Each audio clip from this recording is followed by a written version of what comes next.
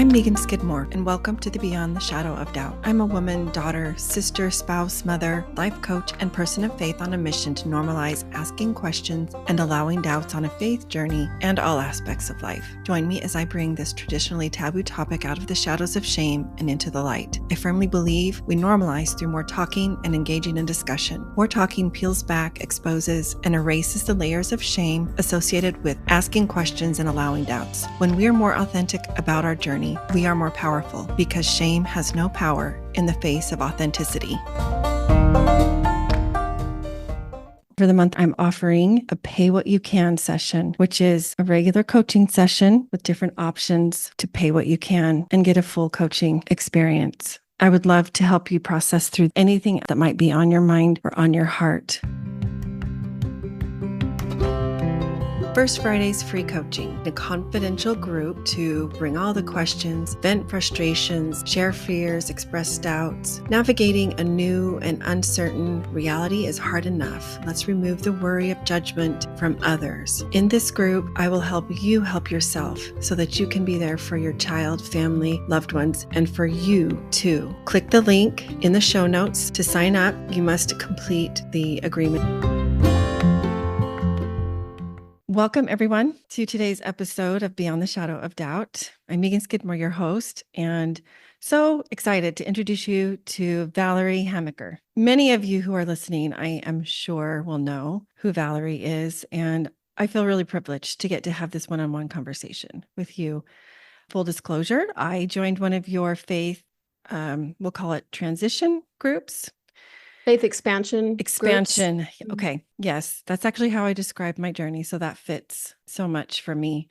I was adding it up actually. It's been close to 2 years ago now. And you have been a huge blessing to so many in this space. And so I love that you're able to come on and share with others about your own faith journey. Sometimes that opportunity isn't so available to those that are in this space, kind of advocating, sharing, being a support in various ways. You have your own podcast, Latter-day Struggles podcast. You have groups, as I've mentioned. And so I love when I'm able to have these conversations and get to know folks and their own personal stories. Like I recently got to interview Emily Call and Ashley Sanders of That's Church podcast. They were able to share some things that they hadn't yet on their own. So I'm selfishly hoping we get to know a little bit more about you, Valerie. So welcome, and thank you so much for taking time out of your schedule to be here with me. Well, thank you for having me, and thank you for those very kind words, Megan. It was such a treat and a pleasure to have you in one of my groups a while back, and it's good to see your face again. So I'm excited for this conversation.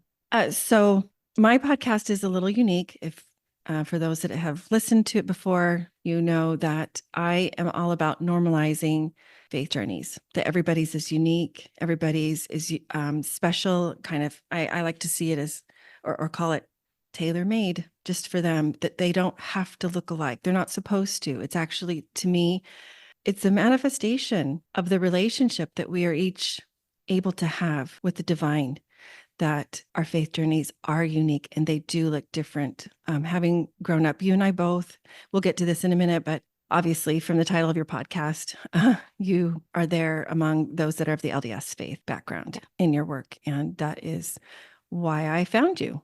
And I joined one of your groups. Mm-hmm. Having come from a, conservative faith background, the LDS faith background, we are all kind of prescribed very similar steps, very similar experiences, or things that we should do, things that we should strive for, search for, reach out for, accomplish, all of that. And so this process of acknowledging that something inside of me was happening that was different, that it can be an excruciating process because of how deeply ingrained the importance of having a specific set of, this has imagery has been used before, but a checklist of types, and so differentiation has been a process and still is. It's ongoing. So I would love for you to have the opportunity to share, you know, kind of the beginnings for you. A moment that most of my guests are able to kind of pinpoint Yeah. that moment, or at least the beginnings anyway. There's never ever a single contributing factor, right? But there is that moment that we kind of remember we started to feel or think things differently than maybe we had prior to then. Yeah. And it's often a significant life event that will ignite that. Yeah. So oddly enough, I'm taking you in, and I agree that that is often the case. However, I don't think that was really my experience. Okay. I I really see my faith journey as one that was a sort of a very long, slow, gradual process that even in some ways was happening outside of my full consciousness Mm, over many years.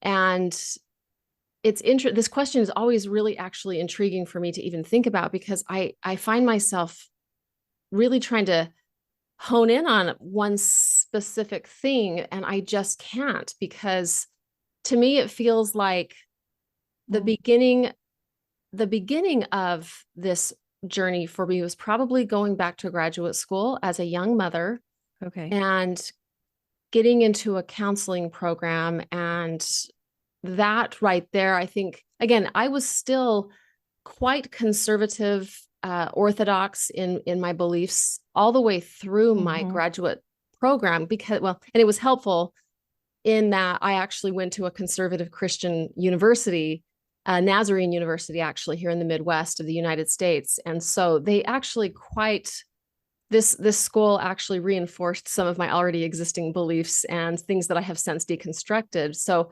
in some ways it wasn't helpful, but in other ways it was helpful, because at the beginning of the time where I started actually talking to people as a therapist in training, I I started realizing that I was quite closed-minded and I was Hmm. quite judgmental. And the Hmm. counseling education program actually started really helping me better understand that the antithesis of judgment is openness and curiosity. And I was really trained quite well to be open and curious and to just allow people to share with me what their struggles were and what pain they were experiencing. And I was starting to learn for the first time in my life of the importance of making space for people's real experiences without having sort of an idea of how they needed to solve these things. I realized and was trained very well that people heal when they're in the context of a loving other, allowing them to feel seen and known. And so almost outside of my consciousness, I started to learn how to become a more loving person, which then evoked in me the realization that I really hadn't been all that loving in many Hmm.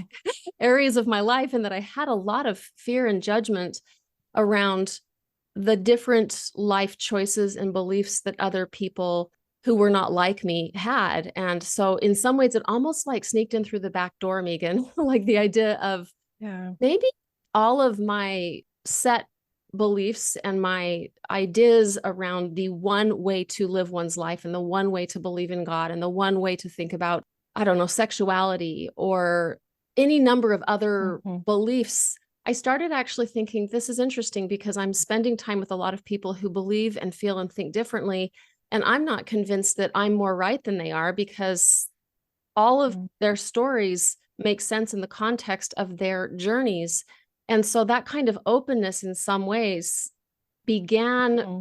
my quest towards not only expanding my love for other people, but actually recognizing that I didn't know all the things that I thought I knew, and that Hmm. I wasn't, I guess I will say this is an awkward thing to say, but I wasn't better than them. I wasn't closer to Hmm. God. I didn't have the Hmm. I wasn't more spiritual, and I'm ashamed to say a little bit, or I feel a little awkward in saying that I was socialized in my church to believe that I was sort of I Yeah. had a better or a closer degree of truth about God and goodness. And I realized that just simply was not true. And it was a little bit arrogant and it estranged me from other people and actually probably from God too. So that's the beginning of my journey. Hmm. So it sounds like what I'm hearing from you is it wasn't so much like a point of belief or even doctrine or a tenant Mm-mm. necessarily, but more a way of how you in real life, a way of how you practiced your faith, the way and the form that you embodied it. Yes, and let me give you something just popped into my head, so I want to say it because I feel like this Sure. is a big deal. I vividly remember being taught that as a therapist, it was my job is probably the wrong word. It was my profession, but almost like my calling Hmm. as a therapist to mirror to the people with whom I sat the unconditional love that God felt for them, that I was the mirror that helped them see how Hmm. lovable they were. And I really took that in and I thought about that and I prayed about that before I sat with every single person that I worked with. And the honest truth of the matter is, when one enters into a setting of that nature with that kind of heart, we are going to start Hmm. realizing that all of these conditioned ways that we have learned to believe that don't really match up with that, they are going to fall away. And so I think it was because I positioned myself in a way that was more conducive to my nature as a child of God and their nature as an equally beloved child of God, that like having done that, I Hmm. realized that like all of these other things that I had been taught to believe that didn't follow that truth Hmm. stopped feeling true to me. And that's when I started questioning things like queer issues or Right. other ways that people believe that I had been taught things about. And I was just like, that can't be as simple as I thought it was, because my love for Mhm. these people transcended all of those sort of judgments and the things that I was taught that actually pushed me away from them and caused me to not see them as God sees them. So something's coming up for me as you're sharing because I'm finding connections between what you experienced and some of what I experienced. It was your close proximity to these individuals that you were working with during your therapy training, as you mentioned, that because you were made aware, you were able to lean in. Granted, it was part of the requirements of your program, but you could have gotten up and walked away if you really didn't want to lean into that discomfort. But by listening to them and their stories, you said their life experience made sense to you. Like it made sense that they were at where they were at because of whatever life had handed them, whether it had to do with their family of origin, whether it had to do with people who weren't related to them by blood, but still somehow caused some type of trauma in their, upbringing or past life. But it was that proximity that you had that allowed you to open your heart. And what's coming up for me, Val, and I'm curious to know your thought about this. I wonder if see, you loved them, and I hear you say that, and you cared about them as a therapist. You wouldn't have gone into that profession if you did not. But you didn't necessarily have that same tie or connection that maybe a parent would to their child, because so much of what you're sharing is what I felt and struggled. I wrestled with, not struggled. That's not the word I want to use. I wrestled with as I learned of my kiddo's identity and trying to figure out what to do with that, knowing how I had been taught about LGBTQ plus individuals. And yet this child who I knew and was, in the beginning, I don't know many parents who are proud of the way that they, in the beginning, how they responded or what they said or did or whatever. Um, but I think for me, part of that wrestle was it had to do with that let's just, because of the tenets of the LDS faith, that eternal connection, right? That there's a different layer there. The stakes, maybe you could say, were a little bit higher. So in some ways, maybe there was this level of, is safety the right word? You could care about your potential or current clients at the time and love them and see them for where they were at, knowing that what their background was, and you were able to release some judgment, right? And just so you know, you mentioned you were kind of embarrassed to admit the way that there is zero judgment in this podcast. We just talk about it all. We're real, we're raw, we cry, tears are welcome. I'm usually the one crying. I don't know. What are your thoughts about that? Do you understand what it is I'm asking? And Yeah, I think I do. And I'm not so sure I have a super cohesive answer other than to say that when it's someone whose loved one, a partner or a child is going on a journey and then it sort of pushes up against the prescribed way that we think everybody needs to sort of behave or live their lives, I think the pressure is higher for a family member, right? Because in some ways, especially with the Latter-day Saint theology, there is a kind of a high degree of, well, the necessity or the desire for conformity for families to be together in the afterlife, which, gosh, I have a lot to say about that. yes, And you do. I say a lot And about that on my, I will leave the links to all of your work in the yeah, show notes of this podcast yeah. episode. But the stakes are high enough to where I think it actually imposes an incredible degree of pressure and stress and grief and anxiety on a family when people are doubting or going on a faith journey.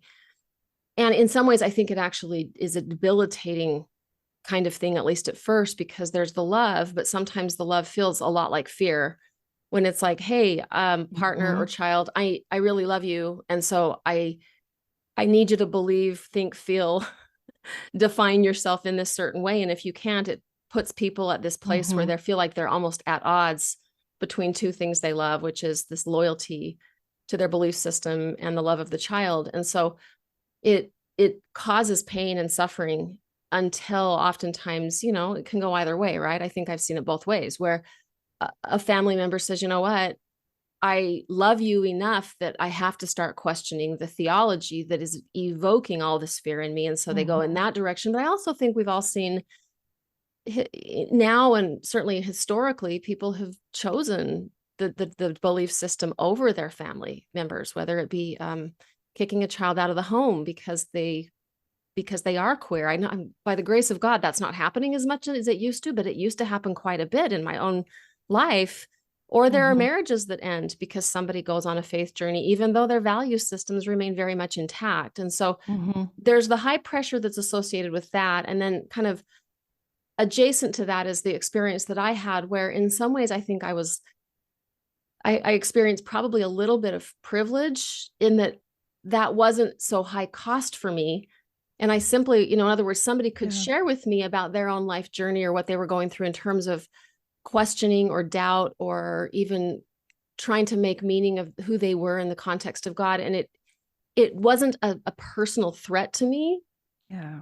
The way, say, for example, if that had been going on with my own child, and then it's almost like harder for me. Like I can't be a therapist to my kid because I'm their mom. And all of a sudden, all of my stuff gets in the way. Whereas with these people, it did just like the love and the compassion just flowed from me because it didn't impact me on a personal level in a way that the theology of my childhood used to, because the consequences were so high.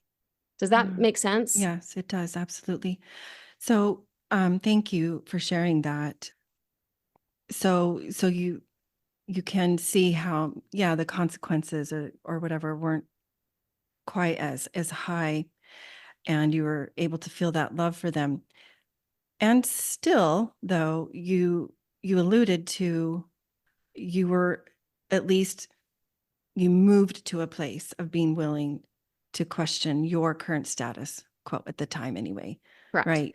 Yeah. That you were thinking, maybe the way I am embodying, well, he didn't think these exact words, but the way that you were practicing your faith may have benefited from some Yes. adjustments, right? So that still required you to allow some type of questioning and or doubts to come into the scene at that point, right?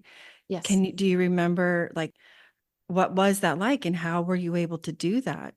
Yes, as a matter of fact, I hadn't really thought about this until you rephrased the question just then. And then something really sort of like Okay. came to me as pretty significant. So in the process of my career development and spiritual development, and I think it probably was also somewhat associated with COVID because there Mhm. was life had sort of slowed down and the pace had slowed down.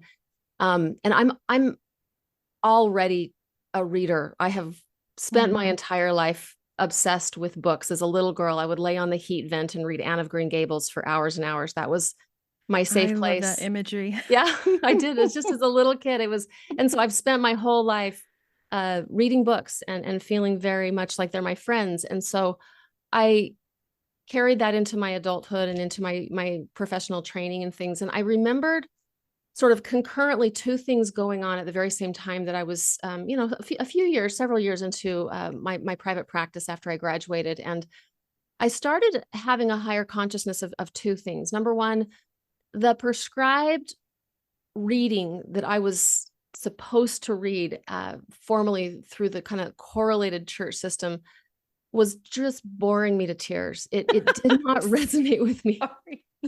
And and Sorry. it's okay. It's okay. It is kind of funny. And I was just, it had been for quite a while, but I just was soldiering on, Mhm. kind of maintaining the belief that like I wasn't in the right headspace and I needed to just, you know, do it harder or something like that. And then Mhm. concurrent with that, I was reading other things deeper into theology and psychology, especially Mm. Jungian psychology. And I mean, this is deeply spiritual growth and development. And it was almost like the first time in my life.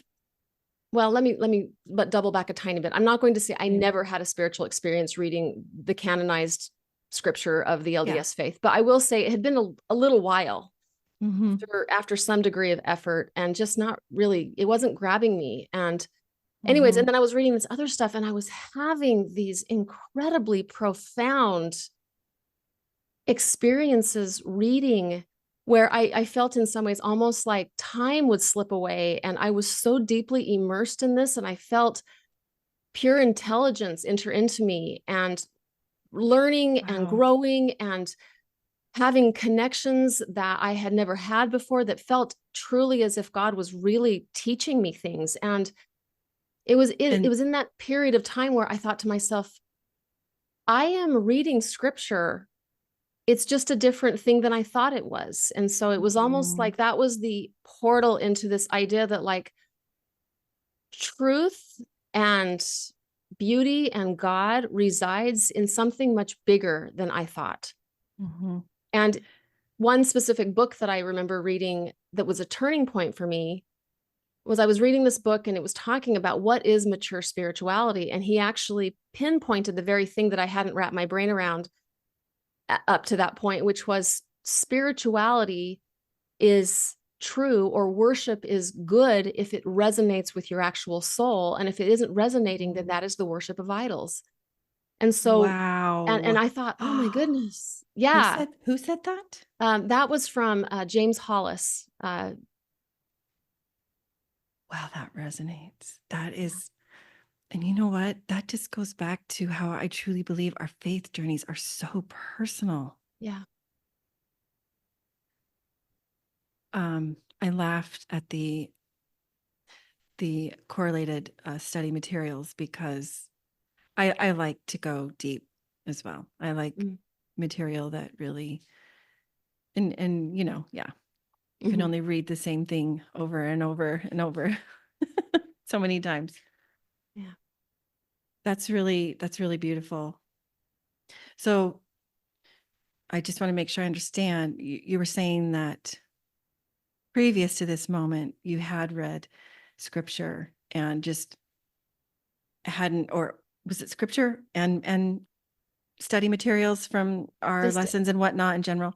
But yeah. then what do you think made the difference between then and then when this beautiful experience you just described where you just felt pure intelligence pouring into your soul? I think for me, at least, what was going on at that point in time was I feel as if God was preparing me for the work that I'm doing right now. Wow. And that I needed to be learning all of these very sort of specialized things Mm-hmm. that kind of amounted to the consilience of Latter-day Saint theology, because it's my home tradition and it's where I've found myself doing Yeah. most of my healing work, but also larger Christian theology and Eastern theology, but also philosophy and also Mm-hmm. psychotherapy.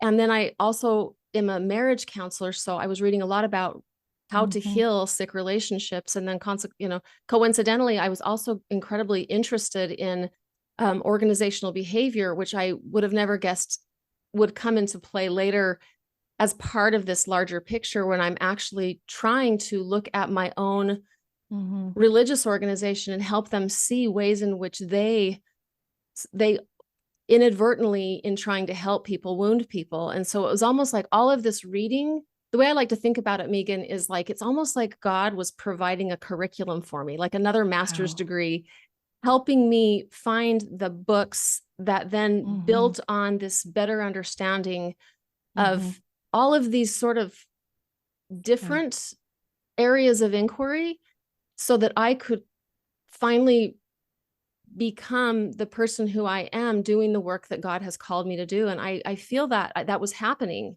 And I could Yeah. feel something happening that I was like, you are learning things and putting these pieces together that seemingly don't really connect. But for you and for the work that I want you to do, Valerie, these are the things I need you to be reading and remembering. And I do also remember that my ability to take in information and keep it organized mentally and have systems of like keeping notes and organizing myself so that I could put together a lot of information in a fairly sort of in a I could package it in a way that was consumable for anyone that was listening to my podcast. Like my abilities to do that transcended my intelligence is how I really feel. Mm-hmm. And that was actually happening and it still happens. And so I mean, and talk about, I mean, that in and of itself is an incredibly sacred experience when you feel in some ways like you are Absolutely. just instrumental doing something that God Yes. wants you to do. Absolutely. You feel like a co-creator, really. And I can feel that even as you're describing it. It's beautiful. And what I love about what you just shared is how it just illustrates this shift from either or frame of mind that so many of us come with Yeah. from a conservative faith background, kind of that black or white thinking into a both and, right? Your experience with the scriptures was illuminated and expanded and maybe even intensified because of the other materials, the other resources that you had uh, uh, exposed yourself to and read, and not just read, but internalized, like you understood them. And so that illuminated the overall spiritual experience. And that just to me embodies what a faith expansion is. It's like we don't have to throw everything out that we already have learned. You talked about how a lot of what you initially started with was, because you were raised in the LDS faith. I kind of call that kind of my native faith tongue, right? That's where I learned about God. But I loved when I learned the Spanish language, just like, I mean, I still speak English, right? But learning Spanish really helped me understand English in a different way. I kind of studied French, but I don't. Mhm. No matter what you learn, it does help and enhance the experience of the original.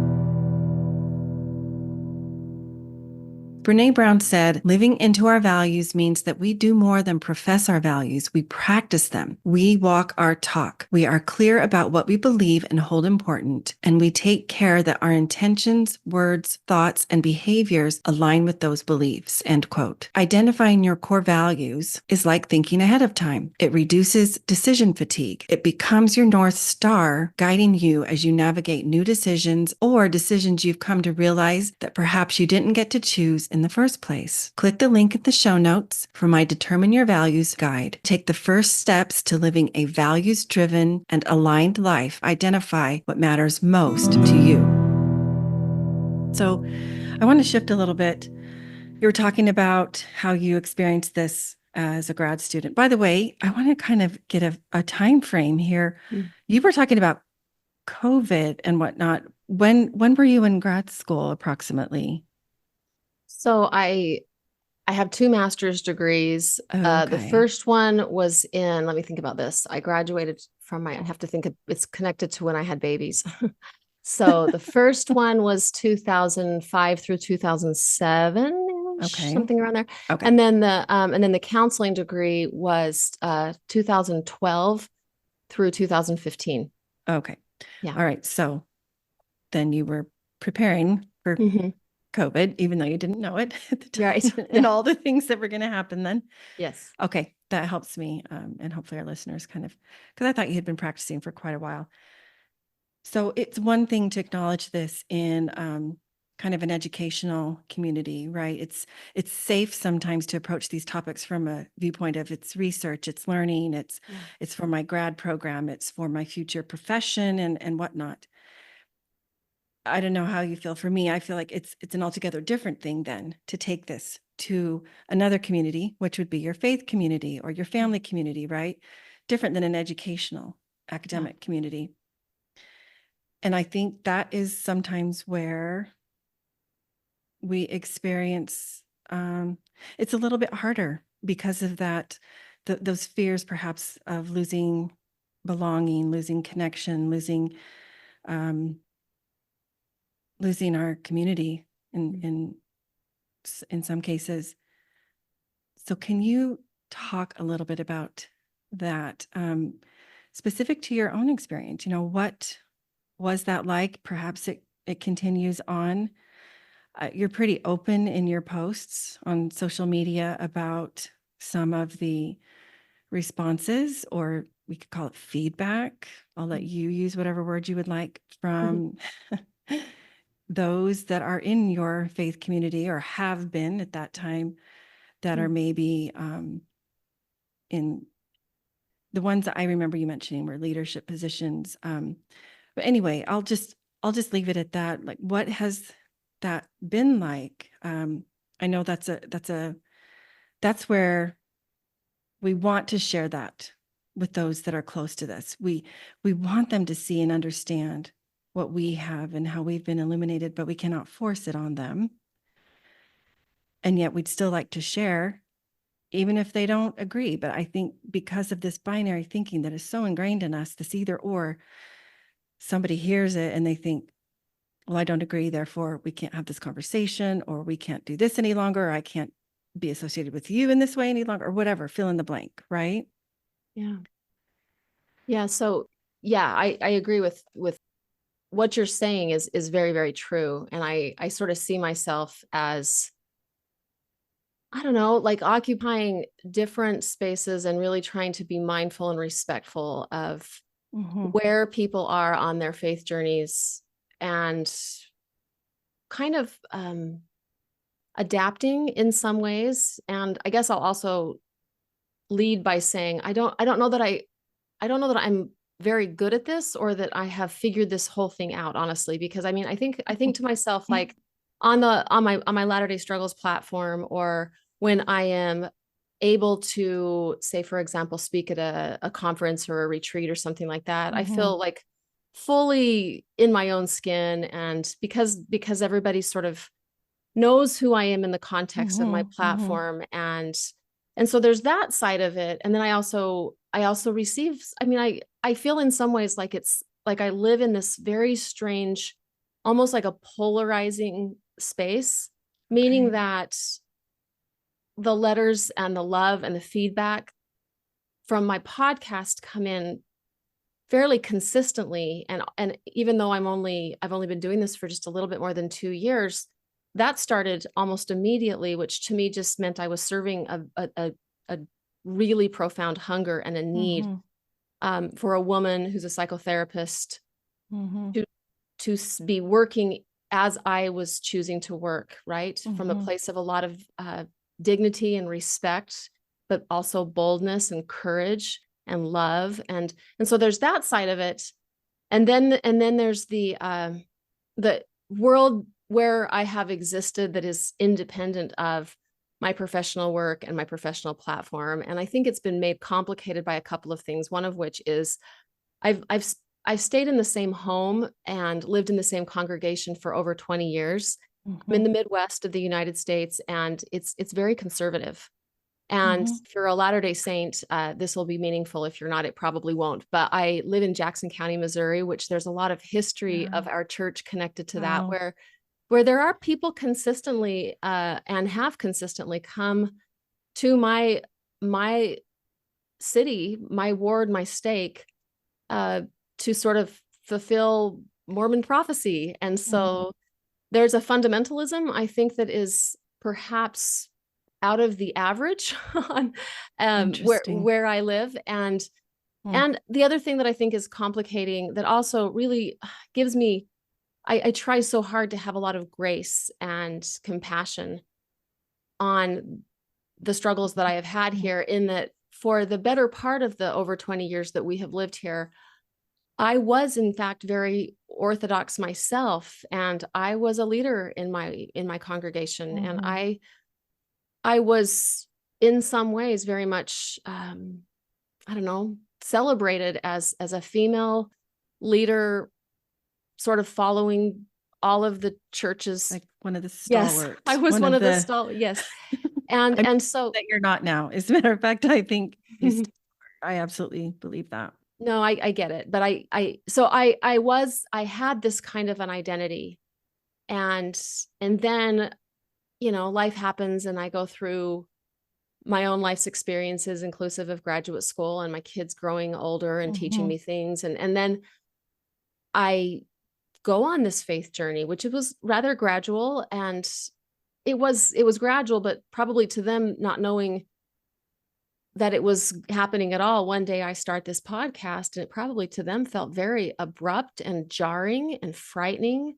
I'm sure. And there's so much rhetoric around social media influencers and podcasters and what Yeah. it means to speak boldly about topics that are taboo in conservative Christian religions, where it is not considered proper or acceptable to have honest, authentic conversations about earnest dissent or about a Mhm. different way of seeing, thinking, feeling, believing, internalizing God. And here I am, like, doing this thing. And so on the one hand, it's been very lonely because I have had a small band of local people who have supported me, but by and large, it has been very lonely, very quiet, uh, quiet combined with some inquisition and some questions and some concern about the salvation of our souls. I mean, I feel very, very, very, very lucky that through all of this, my husband came and has come along with me on this journey so that I wouldn't be alone in this. And I'm not convinced I would be able to do what I've done to the degree that I have done it, and with the candor and courage and boldness that I've done it without him by my side. And so it's it's been it's been it's been painful and lonely, and yet at the same time not painful and lonely to the degree that I ever have even once regretted what I'm doing. In other words, I Mhm. don't feel and haven't felt at any point in time that I am on the wrong side of truth, or that I'm doing anything other than what God has prepared me to do. And I think that's what sort of helps me continue to stay the course and do what it is that I need to do, even outside of the validation of my tribe. That's really touching. Thank you. And thank you for being so raw and real. I feel that blazing your own trail can be very lonely.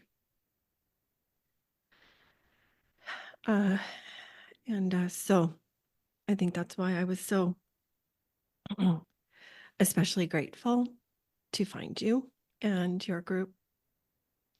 Thank you. Because what's crazy is even within that group, it was hard to speak up at first. I mean, let's just call it what it is. This is kind of scary stuff. Yeah. Especially in the beginning. Yeah. When you're not quite sure who to trust or how to trust. And when I say trust, I mean with your heart. That's what I mean. Yeah. No, it's very true. And open up. And I've always been so impressed with your ability to do that, to create safe spaces, because they don't just automatically exist. It takes work to create them. And I think until we can find them,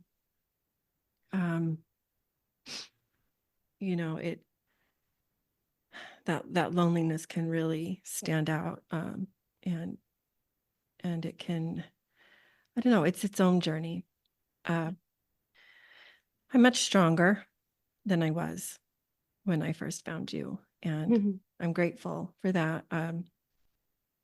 And I've learned a little bit about creating brave spaces.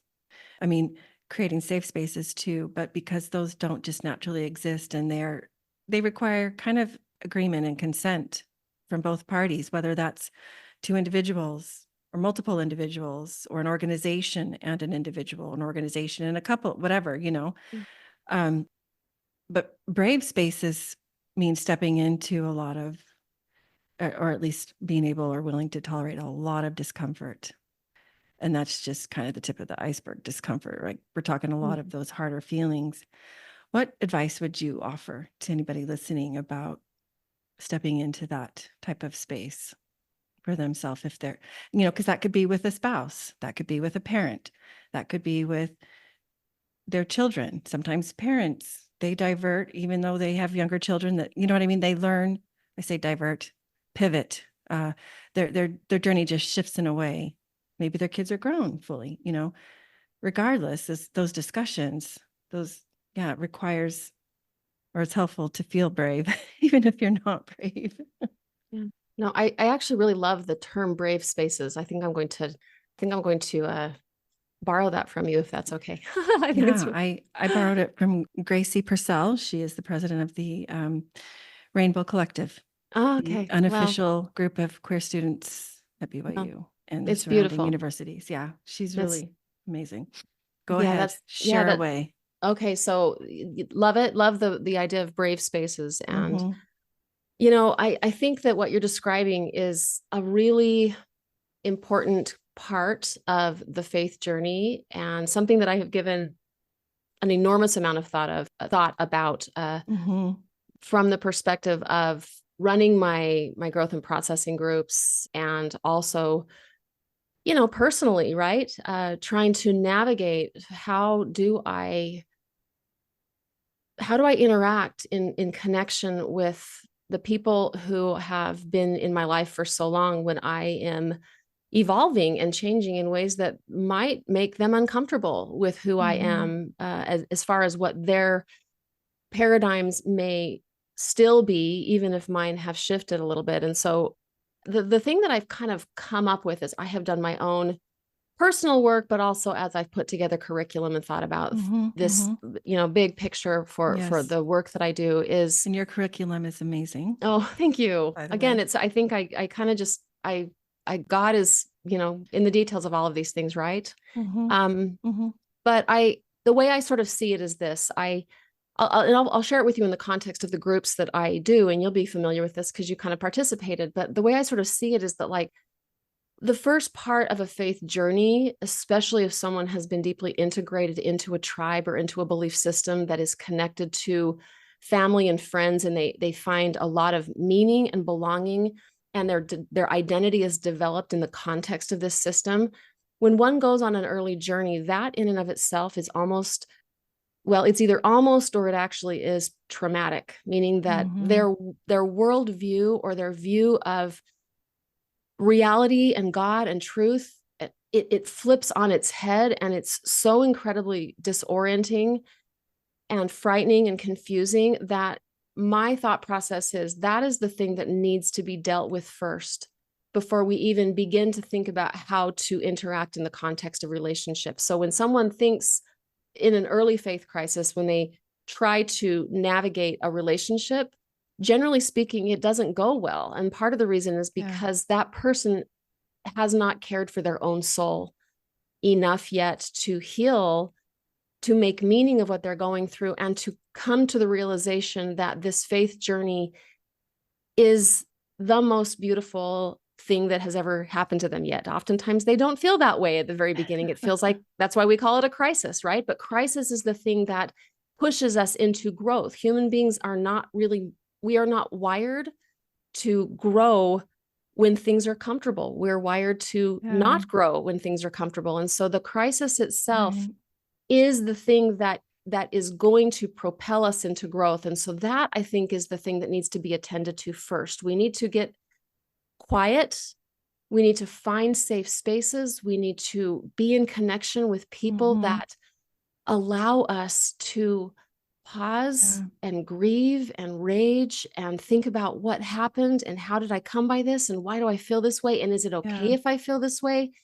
And so that in and of itself is, I think, the most important thing we can do in an early faith journey is not try to climb the mountain of relationship with mother or partner or Right. more traditionally believing child or friend. We just don't have the bandwidth for it because our own insides are so scrambled up that it's too much for us to juggle. And so when we have honored the importance of our own internal healing journey to where we see the truth of the journey, which is that it is in fact profoundly sacred, and we've kind of got our feet under us that way and feel more secure in ourselves and have some more confidence and reassurance, and we're feeling more tethered to God than ever before, then I think it's the time to start considering, okay, how do I interact or renegotiate a relationship with the people in my life? And then to that, I would say, boy, I've kind of seen it all, right? I mean, I think people Wow. sometimes find themselves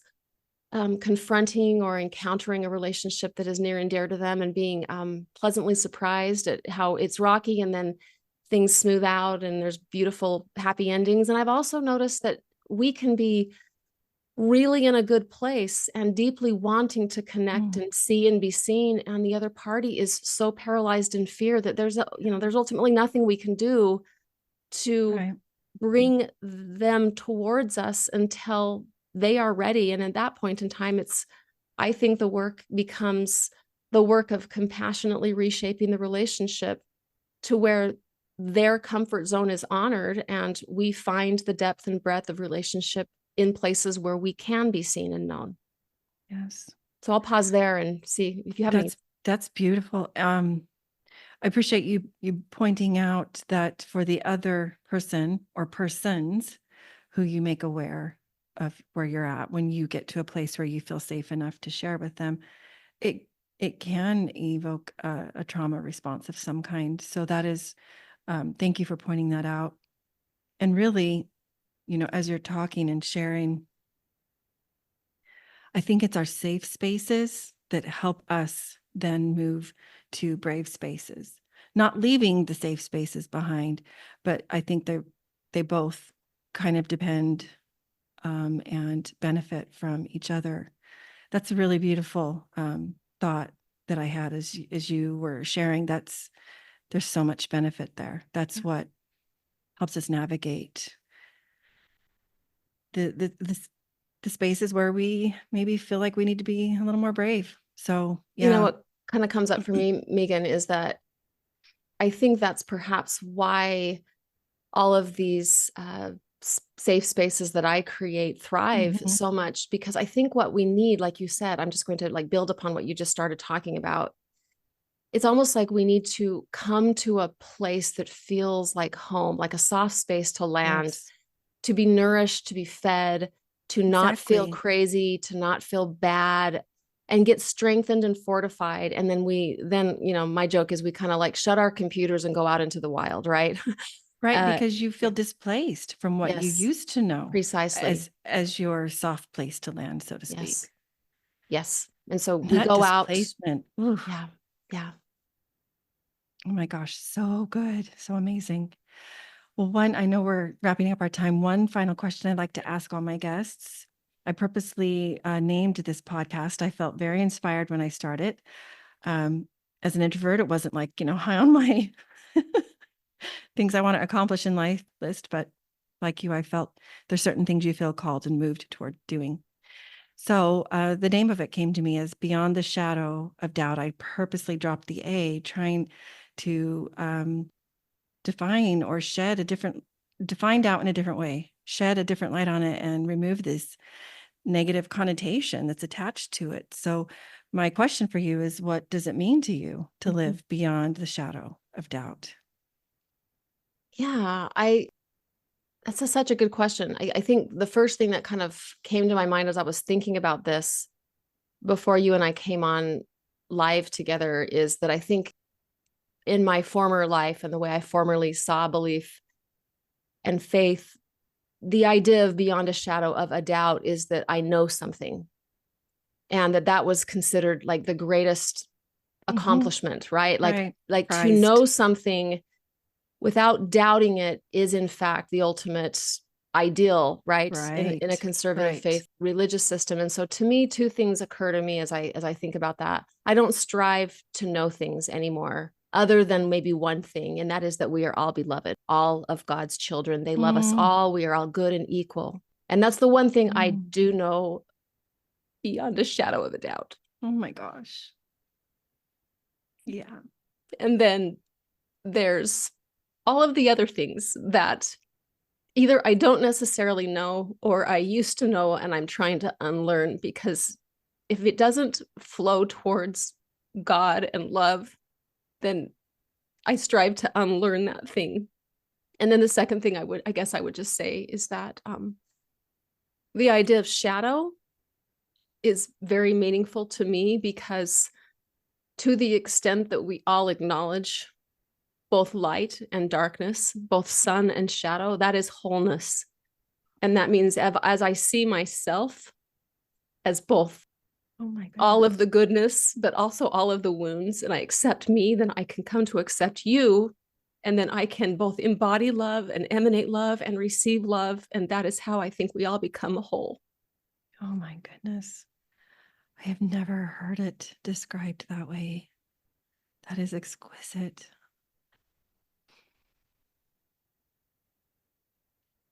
I have to catch my breath. You are both sun and shadow. That is really cool. That is what makes a whole.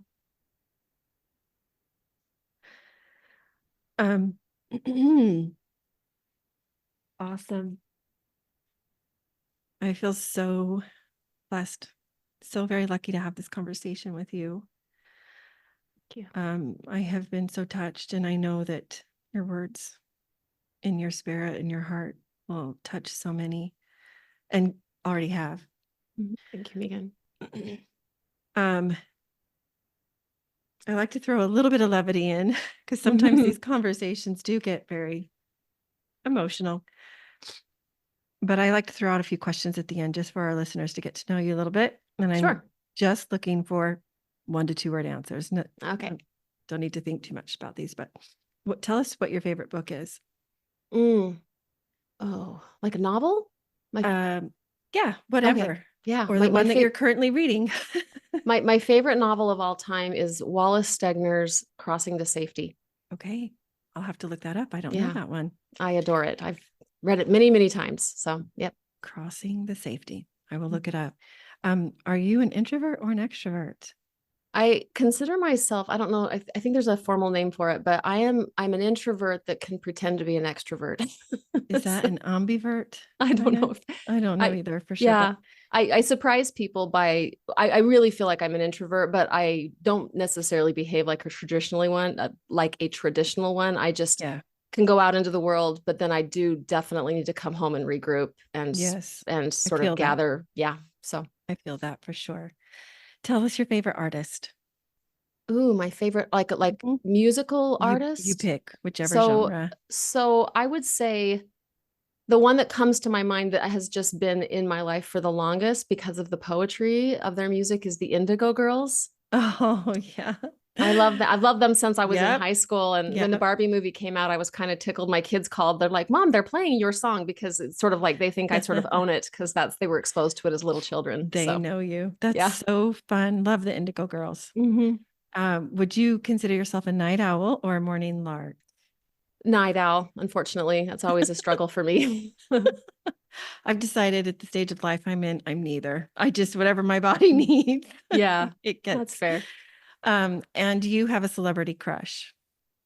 So I've this is embarrassing, but so I a river runs through it was a big deal when, in the 90s Uh-huh. when I was in high school. So I would have to say the 1990s version of Brad Pitt, I've had a crush on since That forever, is So fabulous. Well, that's a good version to have a right. crush on. Yeah. And do you do still or carbonated water? Are you a diet soda fan or something else? I have low blood pressure, and so I Okay. do a lot of water drinks, but I always add electrolytes to it because it's just a thing where it Yes. prevents me from fainting. So That's a good thing to yeah. prevent. Glad Right. that there's a remedy for that. Yeah. Um, and finally, the furthest place that you have traveled. I have traveled to Central America. It's probably the furthest. I've never been to Europe, and I've been to the French Caribbean as well. So Oh, how maybe one of those. fun. Yeah, that's a fun place. Yeah. A lot warmer. Well, finally, share with our listeners any upcoming events you might be speaking at or offers that you have, groups. And Yeah. again, we'll leave the links in the show Yeah. notes. Yeah. So if anybody has an interest in participating in one of the groups that you went through, Megan, I actually have one that's coming up here starting in November. Okay. And I believe, let me think about this. It's going to be on Tuesday mornings from, put me on the spot here, 12:30 to 2. Central. Tuesday afternoons at 12:30 Central. And those Okay. are 4 hours a month. So it's three 80-minute sessions. And Okay. yeah, so it's kind of an intense deep dive kind of thing. And then I have my podcast that's twice a Mm-hmm. week. It drops twice a week. And I'm in preparation of a group where I am working on the curriculum, and it's going to be called Growing Up in a Patriarchy, and it's actually helping people cultivate Yay. healthy masculine and feminine, Yay. That because so sounds much. fabulous. Yeah, and Mm-hmm. I am And very needed. excited about it. Mm-hmm. Yes, very needed. You are a beautiful soul. You are Oh, you doing are too. such good things. Thank you. And I feel really privileged to know you and get to have this conversation. And I just love what you're doing. Thank you for lifting your voice. Well, thank you. It's a privilege to be your friend and in your life, and thank you for what you're doing. It's beautiful. Beyond the Shadow of Doubt podcast is a proud member of the Dialogue Podcast Network, which is part of the Dialogue Journal found at dialoguejournal.com. Founder Eugene England was a Mormon writer, teacher, and scholar who wrote, "My faith encourages my curiosity and awe. It thrusts me out into relationship with all creation and encourages me to enter into dialogue. My hope is that this podcast is an extension of that vision." Hopeful Spaces is a Dallas Hope Charities component of Hopeful Discussions, sponsored by Mercedes-Benz Financial Services USA. It's a free monthly parent, ally, or caregiver support group facilitated by Megan Skidmore Coaching. Email chc@dallashopecharities.org for more info. Visit meganskidmorecoaching.com to find this podcast and additional free resources, including the link for a complimentary coaching session. Follow me on Facebook or Instagram for more, or to send me a DM. Help the podcast grow. Please follow, review, and share with a friend.